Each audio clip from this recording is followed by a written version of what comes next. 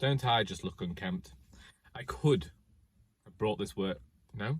I could have brought this shirt to work yesterday and steamed it.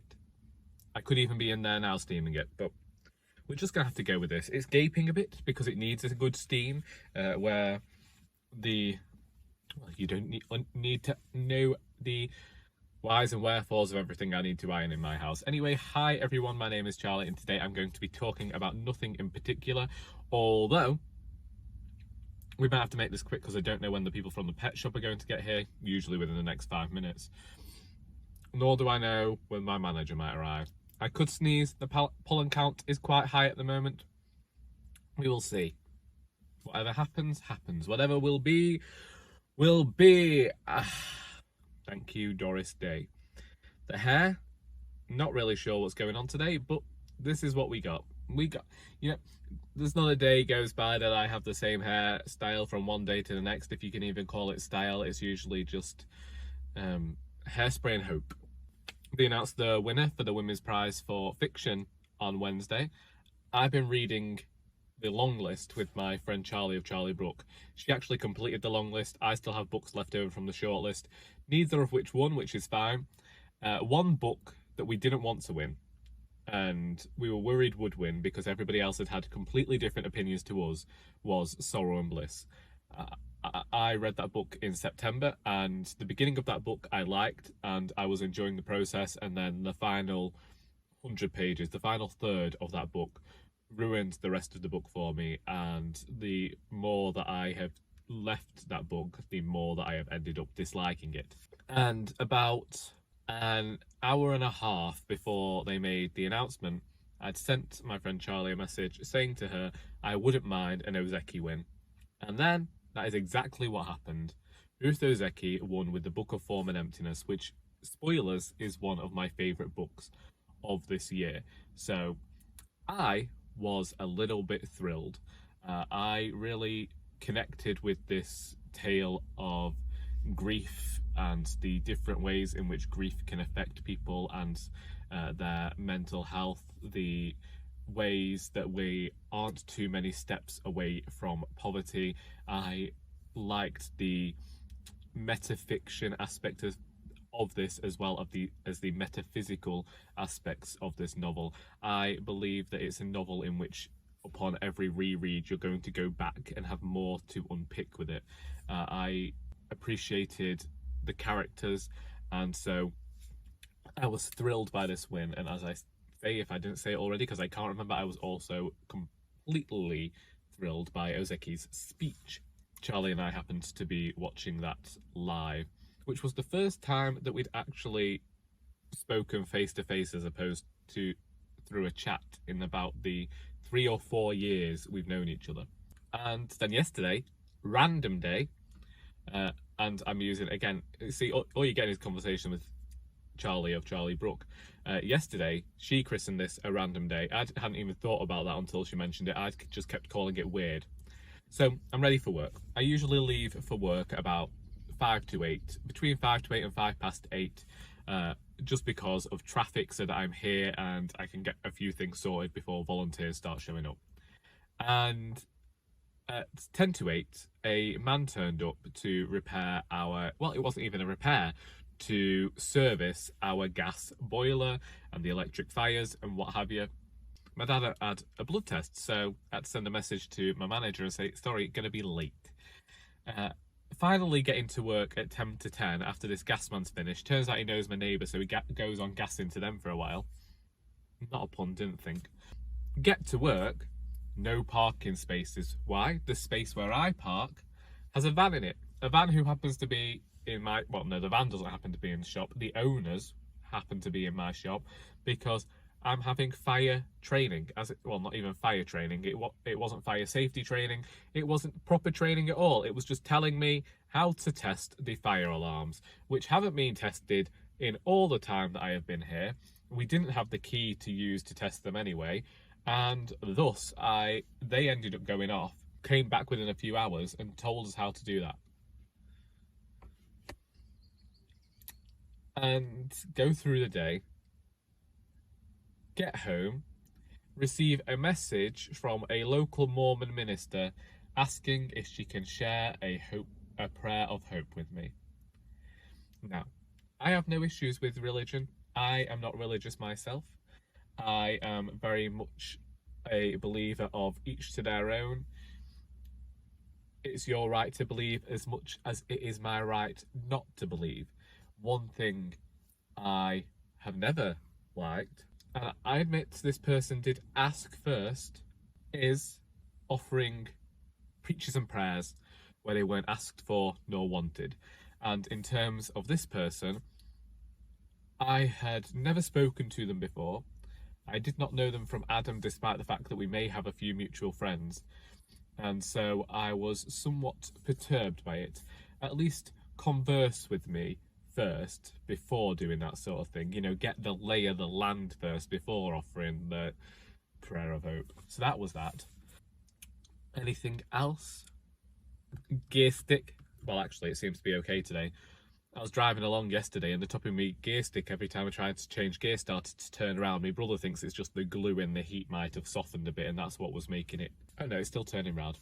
That was what was making it a bit funny, but all of the paint and whatever is on top has flaked off it anyway. A few months ago it stabbed me in the hand and I ended up having to drive along whilst my hand was bleeding because a piece of the metal that covers it had risen up and was a spike. I put my hand on the gear stick, stabbed myself in the hand. So we've done that, we've done that. Yeah, well, also, I finally had my car for the entire week because my brother's got his car back. So last Monday, I was in work. Well, actually, it's two Mondays ago now. I was in work and I got a message off my brother saying, could he have my car later? The fuel lines had broken on his motor and it was leaking diesel everywhere. And before that, the axle on my dad's car had snapped in half. He has Land Rover as well, and he'd had to leave it in one of our fields. When he went to look about welding it, it was full of cardboard. So the only vehicle we had was my younger brother's for farm work. So I say, yeah, that's fine. Get home, he gets my car, takes his Land Rover in on the Tuesday. Supposed to have it back by Wednesday. Don't come back on Wednesday, so they borrow my car again, and they kept borrowing my car. They were good about it though, you know, they kept bringing it back so that I could walk Sally and I could go about my own business. And when I was in work, I was taking it, well, they were taking it very early in the morning to bring it back. And then at one point they rang my brother and they said, we've tried this and it hasn't worked, so we're going to need this part and we're going to charge you 350 quid for it. And my younger brother says, well, it's only 80 quid online. And he said, yeah, we won't use those parts. And he said, well, if I buy it and bring it to you, will you use it? No, we won't fit it. So he ended up giving them a trouser-based mouthful. And when he went to pick up his car, his Land Rover, they'd left him a tin of boiled sweets in his glove box. And you think, oh, that's nice, complimentary tin of boiled sweets. No, this tin of sweets that you can buy for a pound from Poundland, they charged him £6.75 for. £6.75 for a tin of boiled sweets that they'd stuck their logo on.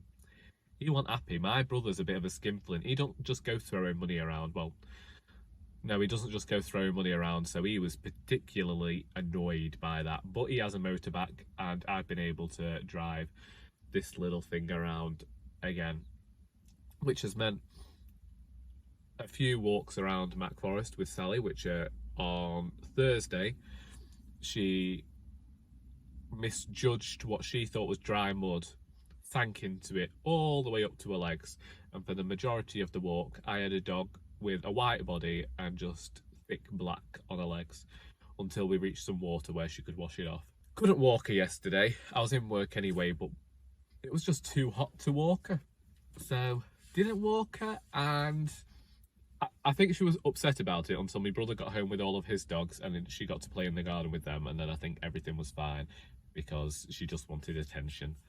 One thing I've been wanting to talk about, and I can't think of it like a good segue into this, so I'm just going to talk about it, is it's become a recent conversation, hasn't it, about inviting young people to drag shows. And I have nothing to do with drag. I know a few drag queens. I watch RuPaul's Drag Race, and that's about the measure of things. But this week, I saw this conversation, you know, there is this thing about taking children to drag shows, and I think that in America particularly, where this conversation started, it started simply because certain people are trying to avoid discussing gun laws and stuff going on over there, which I do not have enough knowledge of. Similarly, I'm just throwing my 2 cents in here because the conversation about children at drag shows came over here, and I didn't watch the clip because it was related to a news channel.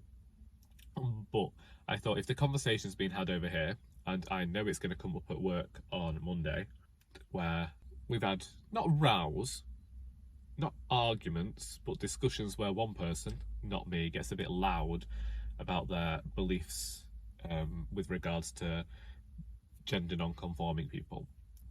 What frustrates me in terms of this whole thing is that the majority of the conversation still seems to revolve around gay people, queer people doing drag, because the people having a go about drag queens and children at drag shows will still expose their children to the jokes of Les Dawson and Roy Barraclough and many of the men, the heterosexual cisgendered men who used to dress in drag on their shows. It might not have been referred to as drag. It might have just been seen as men spoofing a certain type of older women. But when I read the book Fabulosa by Paul Baker this week, and there are many references in there to drag queens of the 40s and 50s emulating housewives and older housewives, and there being a sense of comedy and a different style of drag based around that. And when you see that Les Dawson and the comedians of the 60s and 70s who were on television were doing drag, you recognise that once again this whole thing with taking children to drag shows is because it's more of an exposure to queer culture. They have no issue in children being exposed to the misogyny expressed in certain jokes from the 60s and 70s. They have no issue with that because it continues to emphasize certain gender norms. And the reason that they don't want children exposed to drag is along the same lines of they have this belief that exposure will somehow make their child a certain sexuality or make them question their gender, rather than it might make the child actually see that there is a part of the world that would accept them. I'm not saying that there is a place for a child at every single drag show, because I know that there are also drag queens who want to still do their adult content. They don't want to tailor their shows to children, but I think that there is a very specific attack going on here that I was not incensed by, because sometimes anger doesn't do anything and I'd rather be able to craft some sort of discussion with myself and recognise my own thoughts on something. But it definitely made me feel a certain type of way and had me mulling over the entire topic for the majority of the week. And then we had the whole thing of the National Lottery deciding that they were going to give money to the LGB Alliance, who famously are rather transphobic. So it does make me worry about the direction the world is going in. Even though I famously despise humanity and have disdained it since birth, there are a few people who I might share a modicum of care about, and this particularly irked me. And certain conversations from certain famous authors and celebrities just add fuel to the fire for these sorts of things to continue, because people believe that if these people are allowed to say such and such, they must be right, and will just follow them blindly, because they believe sometimes that following a person blindly and accepting and giving credibility to their thoughts and their hate will somehow make certain celebrity or author notice them, and that will make them feel happy and give them a small slice of happiness for a day, whilst they slowly campaign to remove rights from people. And that's all I'll say on that matter, but I do feel rather strongly about it. Anyway, the Italian lady who I see on a Saturday and I speak to on a Wednesday came in last Saturday and gave me a film to watch. Still haven't watched the film, and I had to cancel my conversation with her this past Wednesday because I, as I say, was speaking to Charlie about the Women's Prize, and then she will be going back to Rome at the end of this month for 2 months, so I'll have to try and learn more Italian on my own.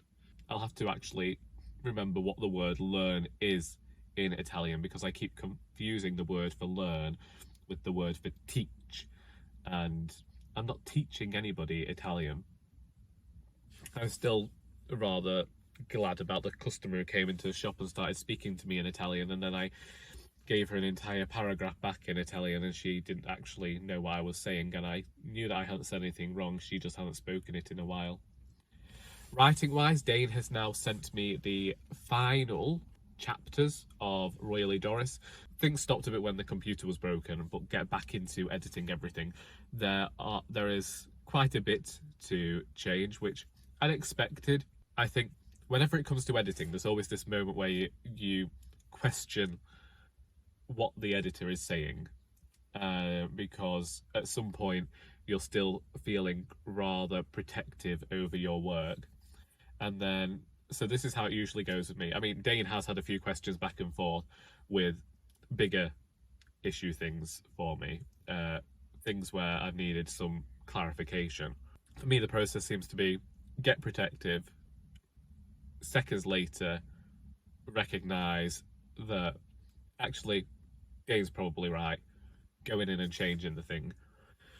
The one thing we didn't change, which is again only going to happen in the Doris books, is at the start of the book Dane had started changing where I've written in words 2001, 2002, that sort of thing. I've written the years in letters and words as opposed to numerically. And that's because when I started this, I didn't know how you were supposed to do that, and I had seen it done otherwise in a monologue that I was reading, and so I did that, and then just after the release of book 2 found that that was the wrong thing to do. And so for the Alice book, Alice is written with years and ages in numbers, but I said just for house style, just for these books, it will have to remain like this, and that's what's happened. So yeah, we're going to be removing a few more. I said to her, I said, and she said to me, she said, we're removing a few of them. We're working on some tense issues, because sometimes I think stuff works and sometimes it might not. But that's just who I am as a human being. I'm northern writing in dialect, and other people are writing for the masses. Was there anything else I wanted to talk about? Probably tons. Now finally started watching Matt Smith's second season series as Doctor Who. And I know that I watched this series in full. I think this was the series that went on for about 6 episodes, then split and came back in the autumn.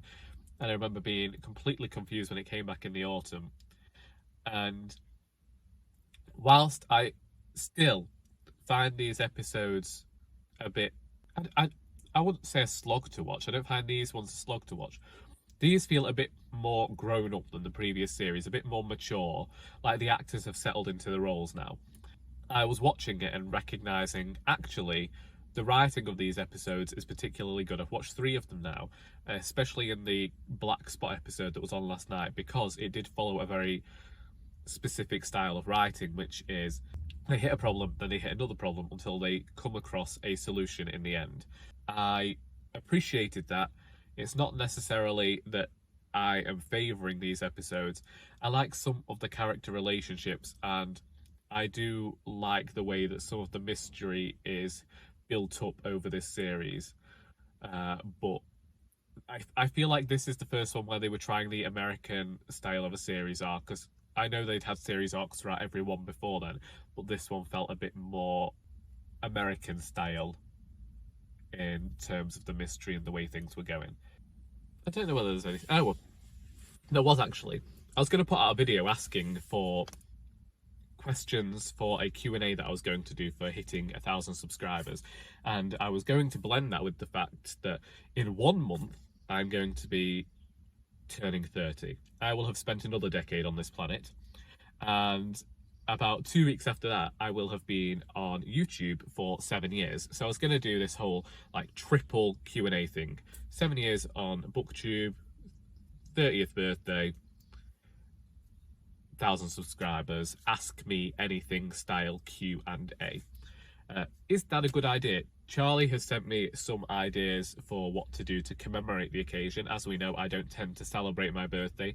I did put something out on Instagram yesterday and then deleted it because I felt as though it was a bit disingenuous as somebody who doesn't celebrate his birthday to ask for ways to commemorate the thing on YouTube.